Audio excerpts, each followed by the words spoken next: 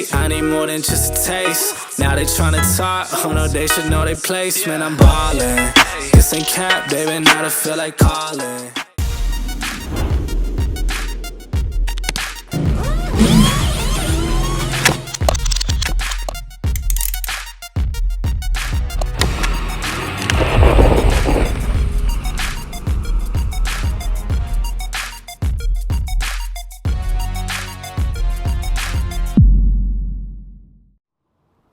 How you doing, Kev? You alright, mate? Nice to meet you.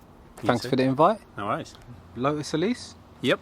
A lot of work's been done to this. It looks beautiful. Do you want to go over some of the bits? Yeah, so Lotus Elise originally, I've put the Motorsport kit on it, which kind of looks like the Exige.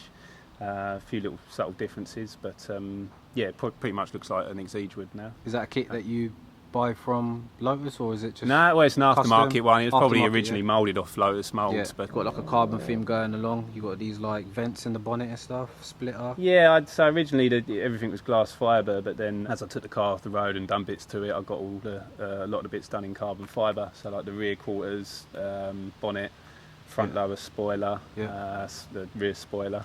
So what's the juicy stuff? Obviously the engine is the main highlight. Yeah, it's got a Rover engine in it.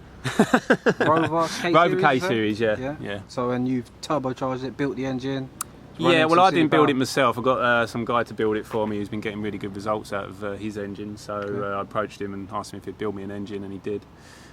So yeah, it's Rover K series engine, but pretty much everything's been changed on it. So rods, pistons, liners, cams, valves, valve springs, all light and balanced. You know, pretty much what you'd expect, because I mean, they've got a terrible reputation, these engines, for sort of braking and stuff like that. So getting it to hold together at 400 brake was... and is that what it is? 400? Currently 414, yeah. Wow. The limiting factor is the injectors. So they're currently running at 97% duty cycle, which is well too high, really. I think they say around 80. Yeah. So I'm going to get some bigger injectors in there. Then hardware-wise, it should be good for 500 brake. Turbo's good for it. Engine's good for it. So what does that make the power to weight? Because these are light, aren't they? Yeah, this one is put on a few pounds. So originally, I think they're sort of 670, something like that, in a standard Elise. Is that what they are? Something around there. I might be wrong, but they are really, really light. I mean, this one's 833 kilograms. Wow. And that's because I've put all the bits and pieces on it, and obviously the turbo and other hardware stuff like that to bump the weight up. But that still does give it, in current spec, it still gives it a power to weight of 497 per tonne. Wow, So that is ridiculous. Yeah. So who's mapped it? You say it's got Emerald ECU? Emerald, yeah. So it's Emerald hardware, ECU and Loom, and they're only down the road from me, and they know the software inside out, obviously, because they did it all themselves. Fuel-wise, yeah, just Tesco's Momentum, 99. Yeah. That's all I've put in it, but you know, if I wouldn't have to go anywhere else, I'll just make sure I put super in. Is there only one map on the car? It's got a map switch on there, so I mean, it's the most pointless switch in the world, because I always just leave it on 400 brake, you know. Yeah, I mean, it will go down to lower boost levels. So at the moment, to produce 414 brake, it's running £20 a boost. I've styled it how I want it to look. I'm sure that, you know, sort of the spoiler and things might have done something to improve the handling, but that wasn't what I had in mind when I built it. You wanted that look, yeah? Yeah. So notice you've got these, what are they, rotor wheels? Rotor wheels, yeah, I think they're GTRs, rotor GTRs. I can't remember, I bought them ages ago. What tyres are you running? Bit of a mixed match at the moment, because originally when I first done the car about 5 years ago, it didn't have that much power. So I just had some Nankangs on there, which were alright, but turns out they're not alright for the power I'm running now. So so I've still got the original ones on the front, but my friends lent me some Kumos to the rear, which I think they're V700s or something like that, Esters, so like the track ones that they do. Just gives it a bit of extra traction. Braking, suspension? So brakes, the front's a custom setup. The calipers are off of a Fiat Coupe. Right. And then I just got a friend of mine to CAD the alley bells, and then the rotors are just Willwood universal ones. And then we just put it all on there, and I made the brackets, and yeah, it works quite well actually. You say it come with nitrons when you bought the car? Yeah, I was quite lucky at that. I mean, because I would have put that suspension on it anyway, because they're regarded as the setup to have within the Lotus circles. I mean, I don't know too much about it, but I know it's a good... I think they're more track focused suspension. Oh yeah, definitely. I mean, I've never really pushed the car that hard, I don't think, to get the most out of them, but they're coilover and height adjustable, which is definitely what I needed, because I wanted to get it down to, I like them sitting quite low, you know. Aventador style, yeah? Oh jeez, all on display. That is a TD06 20G. I didn't actually buy it for this car. I bought it for another car, and that never ended up going ahead. Yeah. So I had it sitting there, and it was brand new, so I just thought, I'll chuck it on this. You say a lot of heat as well in the cabin because of this turbo. It's like driving along in an oven on like at 200 degrees Celsius. It's horrible. So what does this car actually rev to, sorry? We've got a rev limit of 8,500 RPM.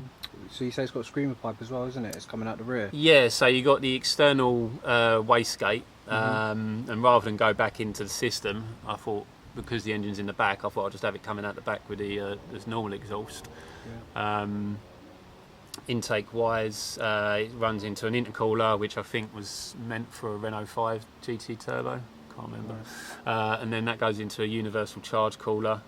And then it goes into the throttle body after that. Interior wise, Kev, manual? Yep. Anything else you've done interior wise? So I've added all these gauges, oil temp, oil pressure, boost pressure, air fuel ratio, coolant, charge temperatures, a few fan switches, things like that. Yeah. This head unit's just for show, it doesn't even work, so you can't hear anything when you're driving it anyway. So. Yeah. Also, I put this button in the other day.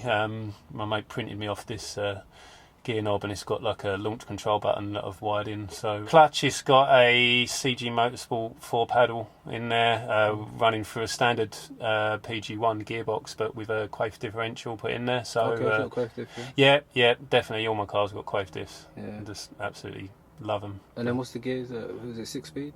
Just a 5-speed. So same as what you get in a, I don't know, Metro. Or I think it's got better bearings in it. I think there's like you can get steel cage bearings, but I'm not sure. So it's good. It's all good though, the gearbox. Yeah? So far, yeah. I think being a light car, a lot of if I do give it sort of quite a lot of pedal, it either wheel spins or you got enough momentum that it's it's pulling the light car along quite well. So I think that opposed to being stuck in a heavier car, the gearbox gets a little bit of an easier time. I'm not sure, but it's been okay so far. And the guy who built me the engine, he's running these at like close to 600 brake horsepower, and I don't think he's ever had a gearbox failure either. So, Kev, should we jump out, take it for a spin? Yeah, definitely, man.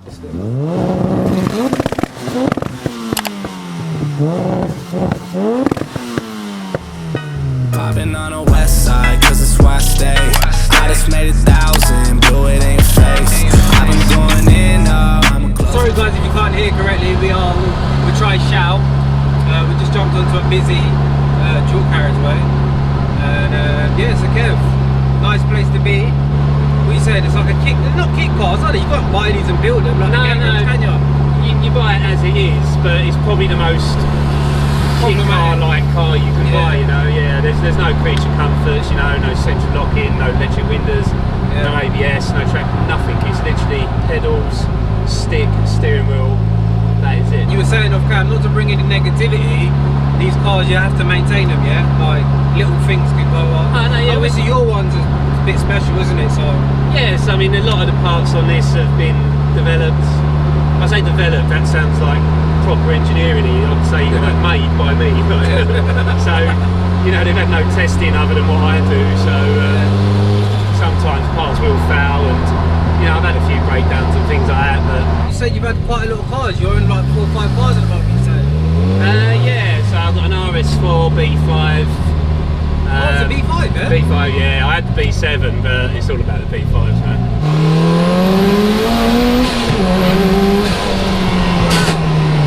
Yeah, a bit low. That's one of the boost. And you know what? Because it's so low to the ground, yeah? It's like, I know for a fact that's given double the illusion of speed, like. It does feel faster from where you're seeing, because sometimes I'm getting a bit used to it now. Yeah, because you're holding on, and you can stabilise yourself. But when someone else drives it, I'm like, Jesus Christ, different, totally different. Guys, that is fast, man, honestly. What, 400-500 brake horsepower per tonne?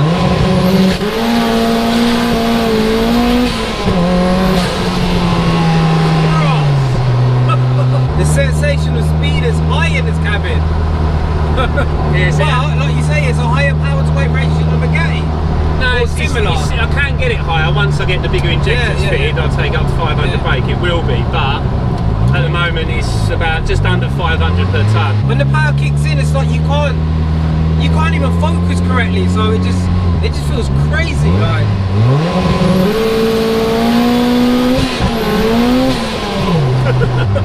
They're meant to be new track tyres. They're meant to grip, not meant to slide. I don't think it matters with this car. It doesn't matter what you put on there. It's still wheel spins. Bloody hell, man. Now this car's definitely got some character, man. A bit of drama. When does boost kick in? About 5,000 RPMs. It's quite laggy, but because it's making reasonably good power and torque prior to it coming on boost, and it's quite light, it doesn't really feel sluggy. Okay. Yeah. So it's all right. Yeah. So do you have any oversteer moments in this? I think I've crashed it.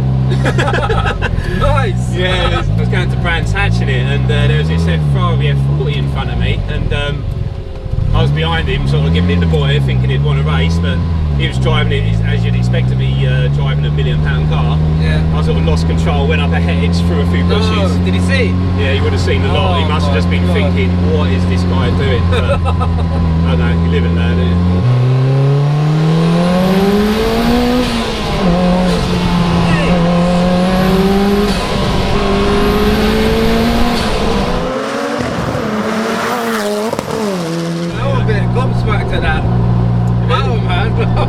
Yeah, so it's interesting to see what you thought actually, because obviously you've been out in some machines, and I just thought, I wonder how it compares to some of those high power sort of like Evos and RSs and that. It's hard because the amount of cars I've been out in, I've clocked that you can't say which is the quickest. Yeah. This feels like up there, like definitely. You feel the heat coming through. Yeah, you can, yeah. It's literally like driving along in an oven. That's a satisfying hit of top, that is. Yeah, it's nice when it comes in. Yeah. I don't know what's going on when it comes on. Has it been reliable, unreliable, would you say, in general? It's probably the most unreliable car in the world. In the world, yeah? And what reason is that? Is that mainly because of the engine? I think it's a combination of being a Lotus, they're not great reliability. A lot of the parts, they're one-off, like made by me, you know, so they've never been tested in any way, shape or form until I bolt them onto this car, and sometimes I don't do it right, they fail. Yeah, everything's custom on it, you know, so you've got to expect some failures, you know. I've sort of been doing this sort of stuff for a few years, but I'm always learning. So have you been out and been stranded because of... Yeah, I was at Santa Pod last week actually, first run on the strip, gave it launch control, loads of throttle, and then as soon as I let the clutch up, the drive shaft just snapped. Do you look after it yourself? Oh yeah, I do everything myself. Absolutely, the only thing I haven't done is the build and the paintwork. But I mean, I just keep on top of oil changes. You can imagine it runs quite rich on boost, so you don't want too much oil dilution. So I try and I mean, I've not done enough miles in it yet to warrant an oil change. How many miles have you done? I think about 1,000 now. Not many. Oh, geez, not many. Have you spent a lot of money getting into this stage? I mean, it looks like you've done quite a lot of work, man. It's been spread out, so I've had the car for 5 years now. Yeah. And this is the third engine I've put in it, not from failures, just from upgrades. Yeah. It's probably in total, like from buying it to now, probably around the 15 grand mark.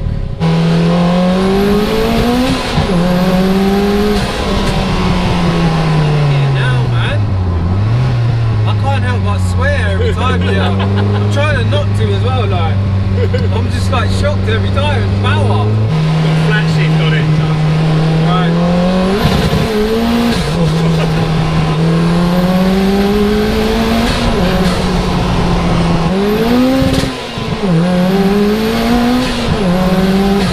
Hey, this is no joke. That bloody grips even launches off like that Evo. Reminded me the same.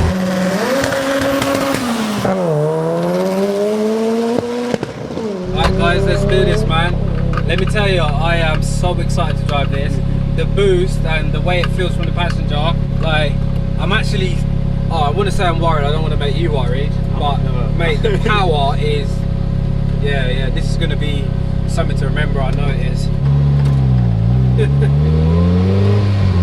That is on heavy wheel, man. Feel the ground, can't you? Yeah. Oh, what a nice driving position, man. You're almost over the top of the bonnet. Well, I am anyway. It's got a nice weight into the wheel, man. Not too light, not too heavy though. So it's weird, you can feel there is a bit of lag, but because the car's so light, Yeah, it's alright, yeah.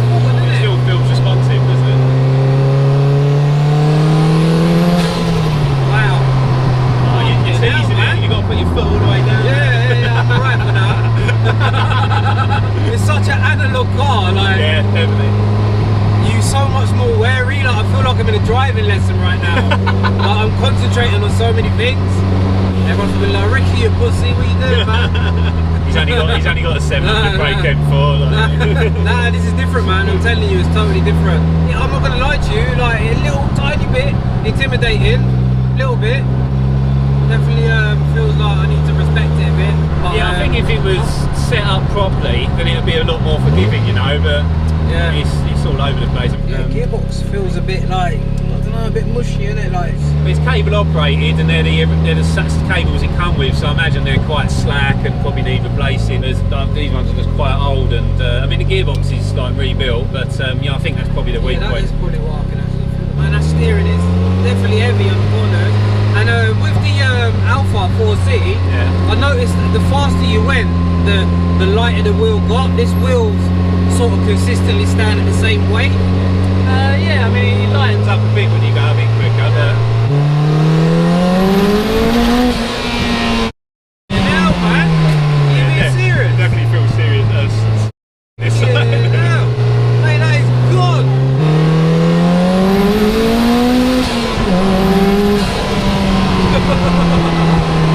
Mate. What the...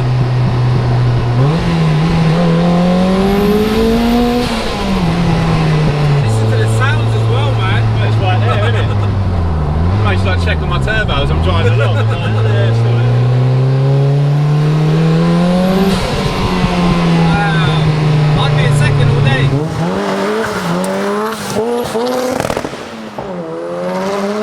Yeah, brakes actually remind me of the GT3. Oh really? Yeah, yeah. Bad. Yeah, no. Because they do stop, you gotta smash them to the ground, man. They ain't like light insensitive like the new cars. Nah, no servo.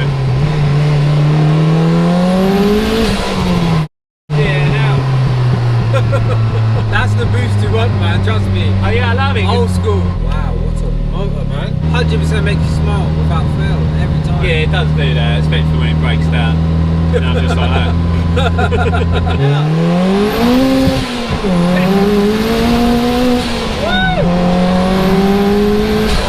Guys, that is off. Second, man, the second is like, yeah. Man, I love them sounds right in your ear as well, right? Lovely, isn't it? Yeah, Kev, I'm gonna end it there, man. Thank you so much for letting me drive. It's a car that I didn't even want to ask, man. I was like, oh No, shit, that's fine. feeling that bad from the passenger. That is one serious, yeah, it's a serious car, man. What are you gonna do next? Is it over now or like for the No, car? we're going 500 brake. Okay. We are going 500 brake, yeah, we're getting the bigger injectors as soon as I can afford it.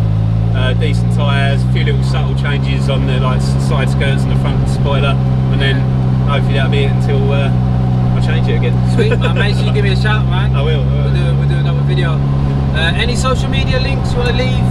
Or you're not even on social, are you? No, not really. No, I'll just say thanks to Lee for building the engine, Dan, Jake, and Glenn for the paintwork, and Charisma bodywork, Chris for parts, and Nisa, Tim for the CAD work, and if anyone else I've forgotten, yeah, thanks. Thanks to everyone helping me along the way. So guys, as always, if you enjoyed the video, please smash the thumbs up, subscribe if you're new to the channel, and I'll see you soon. Thank you for watching. Bye.